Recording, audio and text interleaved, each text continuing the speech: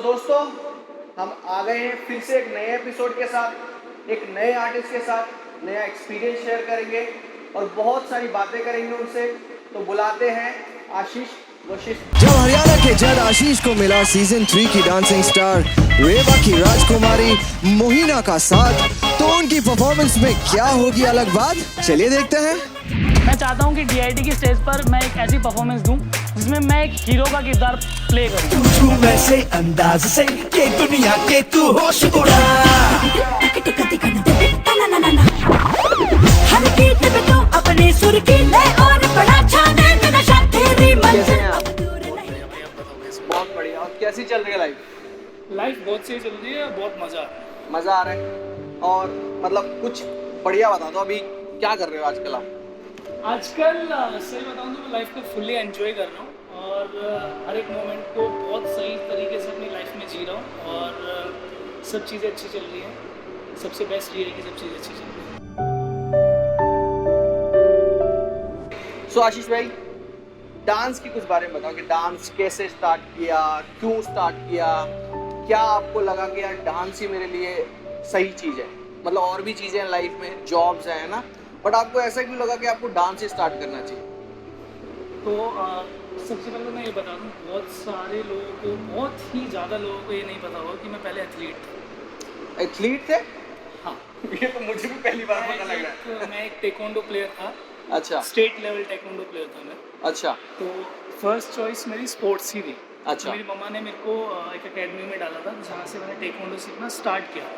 अच्छा। अब वहाँ से कनेक्टिंग आपको लेयर बताता हूँ। वहाँ से मेरी जो टेक्वांडो जो एक गेम है हाँ, उसमें बहुत ज़्यादा फ्लेक्सिबिलिटी चाहिए। लेग्स की फ्लेक्सिबिलिटी, अच्छा। बॉडी की फ्लेक्सिबिलिटी। जो मेरे इंस्ट्रक्टर थे हाँ, उन्होंने सबसे ज़्यादा मेरे ऊपर स्ट्रेचिंग पे उन्होंने ध्यान दिया। सही तो सही। उन्होंने मेरी स्ट्रेचिंग कराई, मेरी पावर जो स्ट्रेंथ थी, बॉडी स्ट्रेंथ, उन्होंने मेरी वो बिल्ड कराई।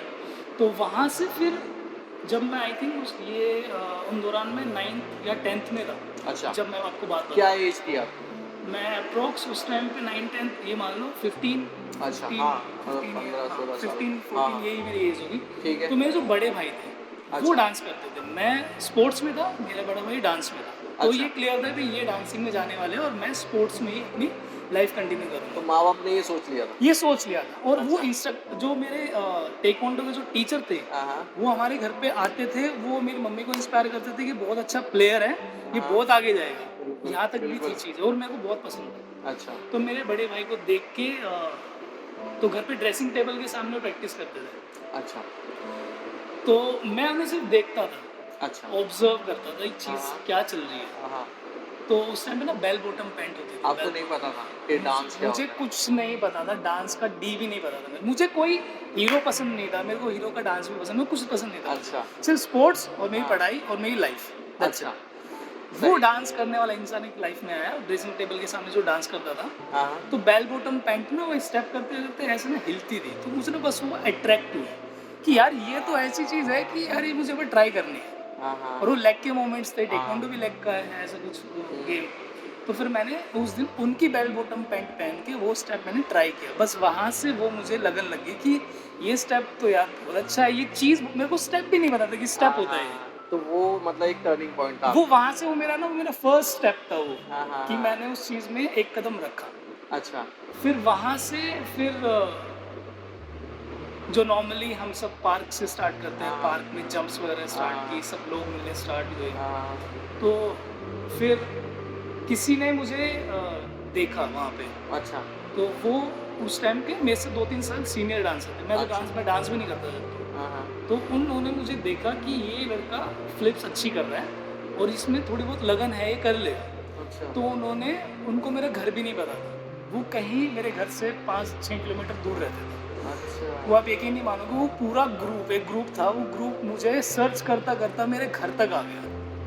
अच्छा, तो ये कि- उस दौरान की बात है जब आपने उस ताइक्वांडो दौरान- चेंज? हाँ, वही उस दौरान की बात है। तो मेरे घर के ऐसे बेल बजती है, अच्छा।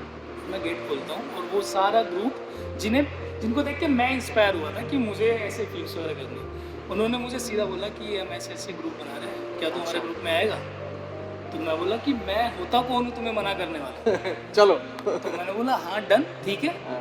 तो उन्होंने ठीक है शाम को प्रैक्टिस पे आ जाइए उस स्टूडियो पे, और स्टूडियो में ले नई चीज़, अच्छा, मैंने आज तक स्टूडियो में कदम नहीं रखा था, उन्होंने बोला कि स्टूडियो पे आ जाइए। वो डांस का ग्रुप था। हाँ, डांस का ट्रूप था। वो मेरे घर पे आया ढूंढता हुआ, उनको घर भी नहीं पता था। अच्छा अच्छा। तो फिर क्या हुआ कि उन्होंने फिर स्टूडियो पे इनवाइट किया, स्टूडियो में लिए नई चीज़, मैंने कभी लाइफ में कदम नहीं रखा स्टूडियो में। स्टूडियो गया, वो सेकंड मेरे लिए स्टेप हो गया कि स्टूडियो पे आती वो लाइफ, मिरर्स, हाँ। फ्लोर, वो सब चीज़ें। फिर वहाँ से फिर उन्होंने मुझे सिखाना शुरू किया, हाँ। फिर कुछ मैं वीडियोस देख के करना शुरू हो गया, फिर वहाँ से फिर एक लगन लग गई कि करना है, सफर चालू हो गया। सफ़र वहाँ से तो चालू। आशीष भाई, मतलब इसमें आपको ऐसा लगा कि मतलब कि कौन सा डांस स्टाइल या फिर कौन सा टीचर या फिर ये कैसा होगा, ये सोचा या मतलब सिर्फ चल दिए? मैं सिर्फ चल दिया, चल दिए आप? मैं सिर्फ चल दिया। मुझे वो बोलते हैं ना, मैं तो एथलीट था, मुझे हाँ। चूज़ किया डांस ने खुद ही। एग्जैक्टली। मैं डांस स्टूडियो में घुस गया, मैं सिर्फ डांस करना था, मुझे हाँ। वो स्टाइल ने मुझे चूज़ किया। सही। सो दोस्तों, क्या होता है ना कि कुछ चीजें आप अडॉप्ट करते हैं, ठीक है, कुछ चीजों को क्या है कि आप जाके चूज करते हो कि मेरे को ये करना है, बट ऐसे कुछ बहुत लकी लोग होते हैं जिसको वो आर्ट खुद चूज करता है। आप समझ रहे हो? तो हमें ना मतलब या तो कुछ चीज को पाना है ना, उसके लिए उतना परिश्रम, उतनी मेहनत करनी पड़ती है, बट कई बार क्या होता है कि वो आर्ट तुम्हारी तरफ आता है जब तुम थोड़ा सा हाथ अपने आगे बढ़ाते हो तो वो आपको पकड़ लेते हैं। तो मैं सही कह रहा हूँ आशीष भाई? तो ये बहुत कम लोग होते हैं जो आर्ट आपको अडॉप्ट करता है, जबकि आपको अडॉप्ट करना पड़ता है किसी आर्ट। क्या तो आपको सबसे पहले कौन सा स्टाइल मतलब ऐसे अट्रैक्ट किया कि यार नहीं, ये मेरे मतलब की चीज़ है? सबसे पहले जिस स्टाइल को देख के मैं अट्रैक्ट हुआ था, जिसको करने की मेरे अंदर जो इच्छा हुई थी, वो थी ब्रेकिंग, ब्रेकिंग, बी बॉइंग। तो ब्रेकिंग और बी बॉइंग एक ही चीज़ है ना? तो ब्रेकिंग वो अलग, वो अलग, ठीक है। वो कुछ ऐसा दौर था कि हम लोग ब्रेकिंग सर्च नहीं करते थे साइबर कैफे में, हम बी बॉइंग सर्च करते थे। बी बॉइंग, तो वो तो रीज़न वही था कि फ्लिप्स, वो फ्लिप्स वगैरह, वो अट्रैक्शन थी मेरे लिए, तो मुझे वो चीज़ें करनी थी, तो इसलिए ब्रेकिंग मेरा सबसे पहला अट्रैक्शन था स्टाइल से। बट जैसे कि मैंने डांस को चूज़ नहीं किया, डांस ने मुझे चूज़ किया। जब बता रहा हूँ एथलीट था वो, एकदम से उस चीज़ में आ गया। इसी तरीके से ना मैंने रैंडमली ऐसे ही एक डांसर है, उनको मैंने देखना शुरू किया ऐसे रैंडमली, मेरे को नहीं पता कि कौन क्या है, ऐसे रैंडमली एक डांसर को मैंने देखना शुरू किया, उसका नाम था हरिनाथ रेड्डी।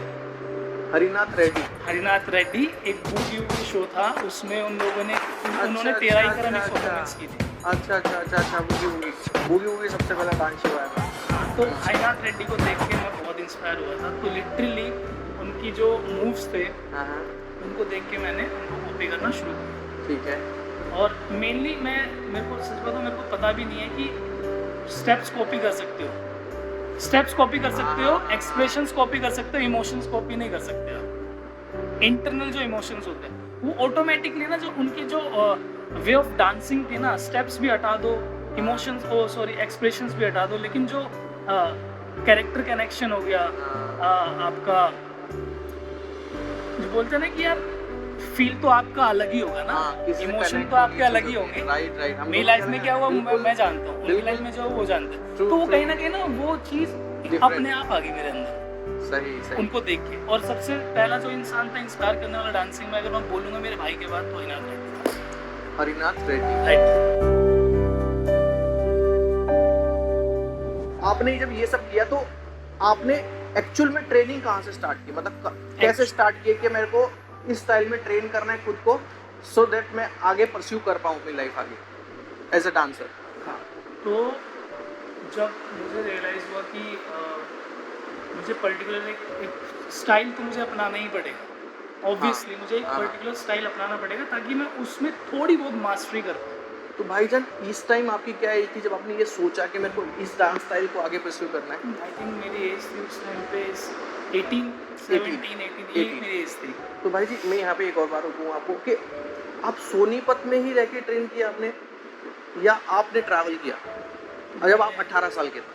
हाँ, जब मैं 18 साल का था तो फिर मैंने ट्रैवल करना मैंने शुरू कर दिया। ठीक है, तो ठीक है।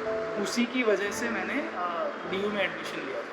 दिल्ली यूनिवर्सिटी हाँ, क्योंकि मुझे ट्रैवल करना ट्रैवल था, करना था तो और इसलिए रीजन चाहिए मुझे था रीज़न चाहिए था। तो रीज़न एक ही था मेरे पास, DU। घर वाले तो पूछे मैंने- कहाँ जा रहा है हाँ, तो वो रीज़न था DU में एडमिशन लेने का मेरा। तो फिर जब मैंने एडमिशन ले लिया, फिर उसके बाद फिर मैंने सोच लिया था कि मुझे जहाँ पे मुझे सीखने को मिलेगा ना, हाँ हाँ तो मैं बिना सोचे समझे चला जाऊँ। अच्छा हाँ, भले ही मेरे पास खाने के पैसे ना हो, भले ही मेरे पास रुकने की जगह ना हो, बट मेरे को ये था कि मेरे को वहाँ सीखने को मिल रहा है ना, तो मैं बस बिना सोचे समझे निकल जाऊँगा। अच्छा और उसके अलावा मैं कुछ सोचता ही नहीं था, आगे और पीछे कुछ नहीं सोचता था। अच्छा बस जाना है तो जाना है। फिर मैंने ट्रैवल करना शुरू किया, मैंने वर्कशॉप लेनी स्टार्ट की। सो भाईजान आपका सबसे पहला टीचर कौन था? अगर हम भाई को हटाएं हाँ हाँ तो सबसे पहला टीचर कौन था जिसने कि हाँ आपको सिखाना स्टार्ट किया कि हाँ आशीष ये तेरा फोर्टे है, ये तेरे को करना है? ऐसा कौन सा टीचर था जो डांस में? डांस में कौन मेरे सबसे पहले टीचर सबसे पहले टीचर जिन्होंने आपको ये उन्होंने ये चीज़, आई थिंक मैं उन्होंने मुझे सिखाया तो नहीं है, हाँ हाँ लेकिन उन्होंने एक होता ना कि वो बोलते कि तू सही कर रहा हाँ हाँ है और तू कर सकता है कुछ। अच्छा तो आई थिंक वो धर्मेश सर थे।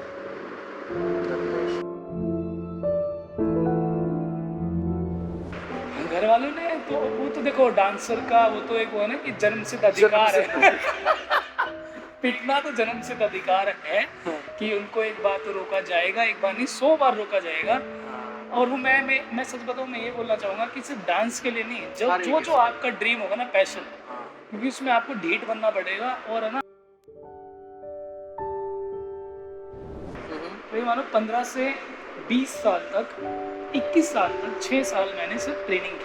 अच्छा तो 6 साल मैंने दी है ट्रेनिंग पे कि मुझे ट्रेनिंग करनी है, सीखना है। हर स्टाइल हर स्टाइल का वो ठीक चीज़ है। हर स्टाइल में थी मेरे कि मेरे को हर एक स्टाइल सीखना है। ठीक है but end of the day एक फॉर्म है कंटेम्प्रेरी, जिस फॉर्म ने मुझे शायद अडेप्ट किया। तो उस फॉर्म में जब मुझे अडेप्ट किया तो मुझे पता लगा कि चलो यार, जब फॉर्म तुम्हें वेलकम दे रही है तो क्यों ना आप उस फॉर्म में ही जाओ। तो मैंने पूरी, सही बताऊँ, मैंने पूरी कोशिश की है कि अपनी लाइफ में कि जो भी स्टाइल सीखे उनको तो मैं इंक्लूड करूँ जब भी मैं डांस करूँ, लेकिन जो वो फॉर्म है उसके बेसिक्स एटलीस्ट मैं अपने जहन में रखूँ कि वो जब मैं परफॉर्म करूँ तो कोशिश करूँ कि कम से कम जो देखने वाला उस फॉर्म को, जो देखने वाला हो ना, कम से कम उसको ये तो लगे कि कोशिश तो कर रहा है उस फॉर्म को करेक्ट करने की। नॉलेज तो है, कोशिश तो कर रहा है। ऐसा ना हो कि मुझे नॉलेज ही नहीं है, मुझे कंटेम्प्रेरी का कुछ नहीं पता है और मैं बोल रहा हूँ कि मैं कंटेम्प्रेरी कर रहा हूँ। सीजन 5 में आए थे आशीष भाई, और कौन DID सीजन 5 रनर अप 5 कौन सा रनर अप 4, मैं 5th पोजीशन पे था। टॉप 5 थे, मैं 5th पोजीशन पे था फाइनल में। और मुझे जहाँ से लगा, तो लगने की बात तो है भाई, ऐसे थी कि सपना था। अच्छा तो एक ड्रीम जो होता है ना कि ड्रीम है, वहाँ जाना है। ट्रेनिंग पीरियड तो में मुझे ये नहीं था कि मैं कैपेबल हूँ या नहीं हूँ। हाँ। एक तो छोटा सा बच्चा, उसकी जिद है कि यार मुझे ये चाहिए। तो वो वाली जिद थी, वो मुझे ना चाहिए, वो वाली जिद थी बस। अच्छा तो उस जिद के लिए ना, वो जिद में मेरे आसपास जितनी भी मुश्किलें मुझे वो मुझे छोटी लग रही थी उस जिद के मुताबिक ना, मुझे वो छोटी लग रही थी कि मुझे वो चाहिए और ये सब चीज़ें तो बहुत छोटी है, मुझे नहीं चाहिए। आपने देखा ही नहीं आसपास? हाँ, मैंने देखा भी नहीं कि मेरे साथ क्या हो रहा है, लाइफ में क्या चल रहा है, नहीं। वो जिद थी, वो बच्चे वाली जिद थी, सही बताऊंगा मैं, वो बच्चे वाली जिद थी। और मैंने 2010 आई थिंक 10 में मैंने सबसे पहले एंटरटेनमेंट के लिए कुछ भी करेगा कि ऑडिशन जब मैंने शुरू किया था, सोनी चैनल की बात है। अच्छा तो एंटरटेनमेंट उस टाइम पे तो मैंने स्टार्ट ही किया था, जब की बात बता रहा हूँ मैं आपको। इंस्पायर होके स्टूडियो पे गया, तभी की बात बता रहा हूँ।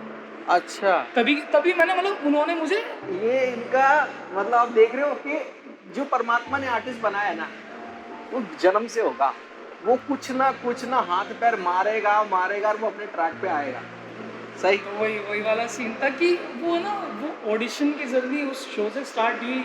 उसके बाद जितने भी रियलिटी शो आए, इवन जो मेरी लाइन का भी नहीं था। अच्छा, वहाँ भी चले गए? मैं बता रहा हूँ कि मैं सिंगिंग के रियलिटी शो में भी चला गया था यार। जस्ट बिकॉज ऑफ वाई, क्योंकि ना उसके बाहर ना डांसर्स मिलते हैं, वाइब मिलती है, वो सब चीजें मिलती है।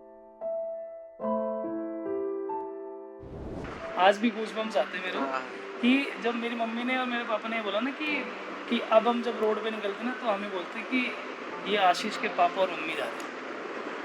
तो वो ना वो इंसिडेंट मिथुन सर ने उसका रिप्लाई दिया था कि उनकी बेटी है, वो फॉरेन में पढ़ती है, अच्छा, अब तो 7 साल हो गए हैं।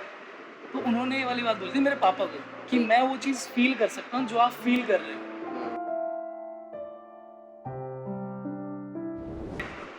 वो सारे दोस्त आज भी साथ है हाँ, और यही सबसे बड़ा गॉड गिफ्ट है आई थिंक सच लाइफ बात का, कि आज भी वो साथ है सब। राहुल है, अन्नी है, गौरव है, विनोद है, प्रदीप है, शुभम है, एक लखन है।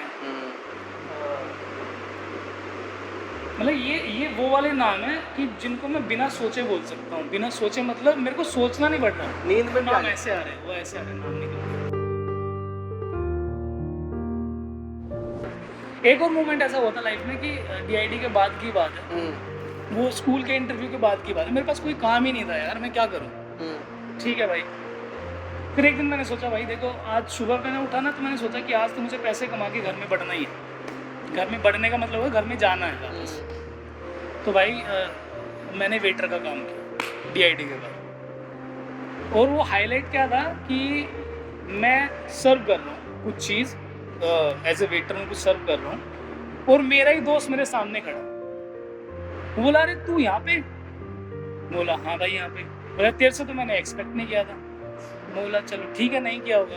तो जो मुझे काम पे लेके गया था ना, उस वेटर के काम पे लेके गया था, उसने उसको ऐसा जवाब दिया कि उसकी बोलती बंद हो गई। उसने ये वाली बात बोली थी भाई तू इसके घर पे राशन का सामान डाल के जाएगा क्या, अगर ये मेहनत नहीं करेगा तो। आज दिन इसका ऐसा है, कल को बदल भी सकता है और उसका पहले भी दिन बदले। और लाइफ में ना, चाहे अमिताभ बच्चन हो, चाहे राजेश खन्ना हो, चाहे सलमान खान हो, चाहे आशीष वशिष्ठ हो, चाहे अमित भाई, जिंदगी के मोमेंट सबके बदलते हैं, वो सिखा के जाते हैं ऑब्वियसली। अब सामने वाला उसको किस तरीके से लेता है वो उसके चरित्र के ऊपर, उसके बिहेवियर के ऊपर डिपेंड करता है। आप पॉजिटिव रहो अपनी लाइफ में, अपनी चीज़ों को लेके। आज ऐसा है, कल वैसा भी होगा, उतार चढ़ाव आते रहते हैं। लेकिन अगर तुम मुश्किलें आए चाहे तरक्की आए, अगर आप उस चीज़ का साथ ना छोड़ो ना, तो ज़िंदगी में बहुत खुश रहोगे। कि मैंने डीआईडी सीजन 5 तक मैंने अपनी गर्लफ्रेंड तक नहीं बनाई थी। मैं एक फ्रेंकली बोल रहा हूँ, एज ए ब्रदर मैं आपको बोल रहे वाली बात कि बहुत सारी चीज़ों से आपको हटना पड़ता है। मैं सच में बता रहा हूँ, थी चीज़ें, लेकिन मैंने कभी भी है ना, वो बोलते ना कि मैं अटैच नहीं हुआ उन चीज़ों से, और ये है। और तो बहुत सारी चीज़ों आपको रहना पड़ेगा दूर सब चीज़ों से। ये आपको एडवाइस दे रहा हूँ मैं, क्योंकि आपको बहुत ही प्योर रहना पड़ेगा अपने गोल को लेके। जब तक आप प्योर नहीं हो, आपको अपना गोल मिल नहीं सकता। अपने हाथ को लेकर तो आप प्योर रहना, पॉजिटिव रहना, पॉजिटिव तो आप लाइफ में थ्रू आउट रहना, तो सब कुछ अच्छा। आशीष भाई, आपकी लाइफ का मंत्रा? लाइफ का मंत्र ये है यार, स्माइल करो, पॉजिटिव रहो और खुश रहो, हर एक मोमेंट को जियो और चिल करो। क्योंकि देखो, मज़ा सिर्फ सफ़र का है, मंजिल पे जाके सिर्फ बैठना है। सही। ठीक है, सो मिलते हैं, देखते रहो टॉक टू रियलिटी।